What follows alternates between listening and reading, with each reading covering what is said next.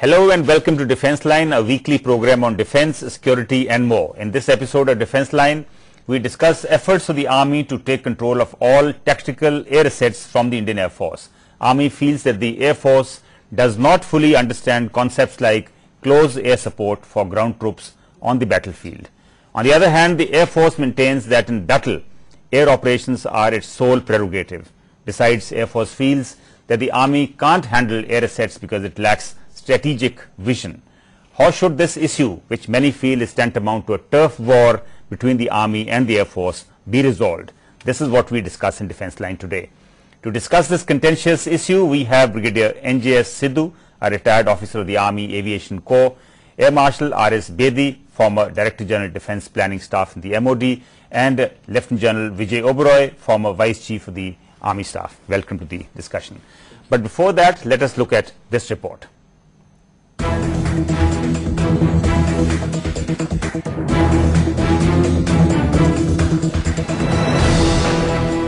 Of late, a cold war is on between the Indian Air Force and the Army. The IAF may be fuming, but the Army is hell-bent on acquiring its own tactical air assets, which Air Force officers feel amounts to a mini Air Force. The Army wants its own attack helicopters and fixed-wing aircraft in the years ahead, much to the dismay of IAF. As per plans, Army Aviation Corps wants to have a mix of reconnaissance, utility, tactical battle support, armed and attack helicopters as well as tactical airlift, fixed-wing aircraft in the long term. The plan is to have aviation brigades integral to its 6 regional commands with at least a squadron of utility helicopters with each of the 13 corps headquarters. The Army holds that IAF does not fully understand concepts like close air support for its troops on the battlefield, which incidentally led to arguments between the two forces during the 1999 Kargil conflict. IAF, of course, is aghast at all this. It contends the Army lacks air-mindedness to handle scarce resources like air assets. The Army Aviation Corps incidentally believes that it can perform tactical roles while IAF will continue to have a strategic role. The Defence Ministry has, of course, tried to soothe the tempers, but to little avail. We are in discussion with Brigadier Sidhu, Air Marshal Bedi and General Oberoi. General Oberoi, I'll start with the basic question. Why is the Army keen to acquire the tactical air assets which are now under the operational command of the Air Force? I think a very short answer is because it's their job. Everything in the tactical battle area is the job of the Army. But how come it didn't happen in the last 60 years? Oh, because we've been wanting it, but unfortunately the Air Force has been pulling backward. And it is, I call it obduracy of the Air Force, and that is why they don't want to. Now, as you mentioned, the formal opening, formally Army Aviation came into being in 1986. And this is the silver jubilee year of the Army Aviation. And yet, nothing has changed since 1986. But General Oberoi, the Army Aviation Corps, which as you said came into being in 1986, is now almost 10 squadrons strong. It does a variety of jobs. Yeah. Isn't that adequate? No, it is not adequate. There are so many problems. Firstly, they are flying the same old helicopters which we purchased in 1960 and 1970, early 1970. But that's a question of acquisition really. No, it is not only acquisition, it is also the numbers. That is one part. The second part, they've got a couple of Dhruvs now which have been added. But it was agreed in 1986 that utility helicopters will be very much part of the aviation, Army Aviation. That subsequently attack helicopters will also be.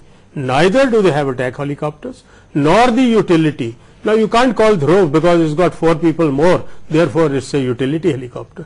The Army is only wanting, they don't want to take over the role of the Air Force, and to call it a mini Air Force is, I think, probably a media's imagination. But what we want is a full-fledged, capable, professional Army Aviation Corps like it is in all modern armies of the world. Let me come back to you a little later. Air Marshal Bedi, as an Air Force officer, how do you react to the demand for Army to control the tactical air assets? First, let me answer part of his question. Nowhere in the world, no Air Force in the world, or rather should I say no Army in the world has a element other than the armed helicopter, logistic helicopter. You take the US Air Force, which is the largest air force with the smallest army. You take the Russian armed forces, you take the British armed forces, you take Canadian, you take any armed forces in the world. No way, none of the air forces or army has this component other than logistic and armed helicopters. So we have in our case, but 1 minute. But Air Marshal Bedi, given our environment, our security environment, would it not be better if for airborne assaults and for tactical airlift, if the resources were with the army? No, but the point is that two basic principles for air power are indivisibility. If we divide the power, we are leading to lots of restrictions. We are limiting the functioning, the optimization of resources. Besides duplication, which is expensive today, I find no reason why army is insisting on taking all the roles, including fighters for close air support, etc. I know, General Lobera, you would like to react to that. I'll just come to you. Okay. Brigadier Sidhu, as an Army Aviation Corps officer, what is your practical experience? On ground, how does it function now? Are there any problems?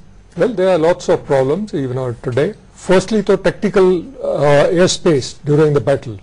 There is no demarcation at the moment.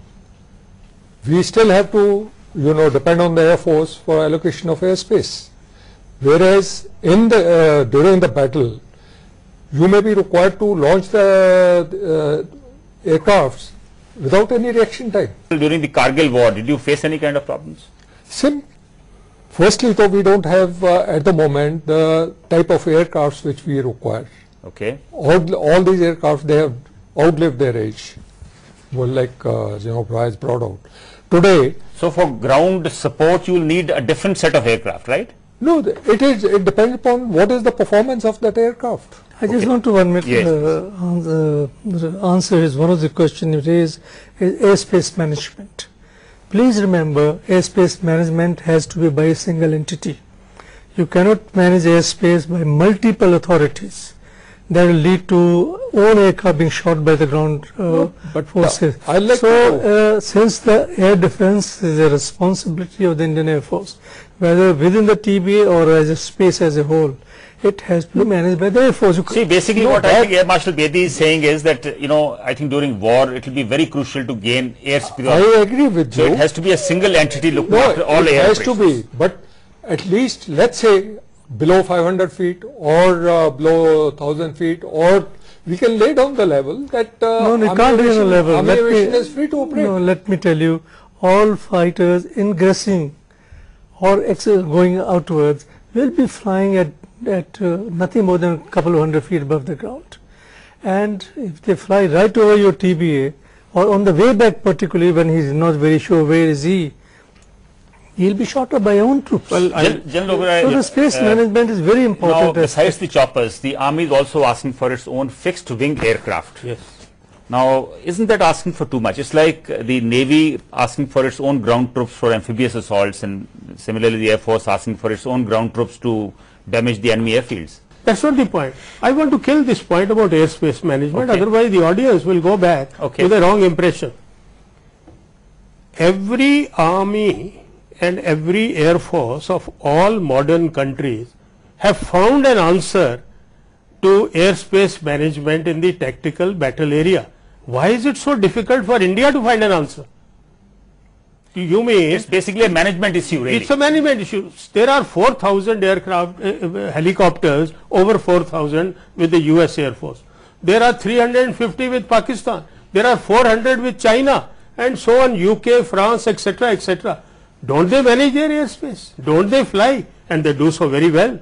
Don't they have this thing? So this is just a point which is being made about airspace. What you're trying to say, that the army should manage airspace over TB and Air Force manage rest. No, I think we are talking now. Started arguing about something which is not a point to be You're not argued. answering the question. Basically, I answered the question. You're not answering the Of question. course, I have answered the question. And now coming back to these points which you mentioned, Yes. as to fixed wing. Fixed wing doesn't mean that we want the multi-role aircraft fighters which the Air Force is getting, or the Hercules, or the IL-47, 70s and so on.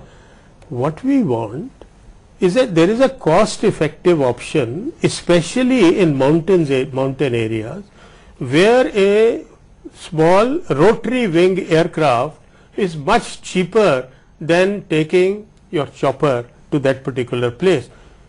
Do you know, and does the audience know, that there are over 300 ALGs in our country? They are disused, but they are there.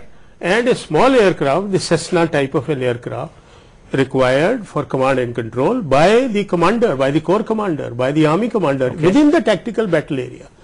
There is a requirement of quick casualty evacuation. There is a requirement of quick replenishment of ammunition.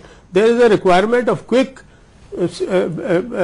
reinforcement by soldiers, etc. Both in conventional operations and but also. would it not duplicate things? No, it is not overlap of roles. No, it is and not a responsibilities? duplicate, because what does the Air Force have in terms of this?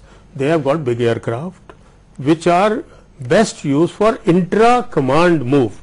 That is a strategic move. For example, we want to move troops or logistics or ammunition from Western Command to Northern Command, or from Western Command to Eastern Command. That's the job of the Air Force. We don't want that.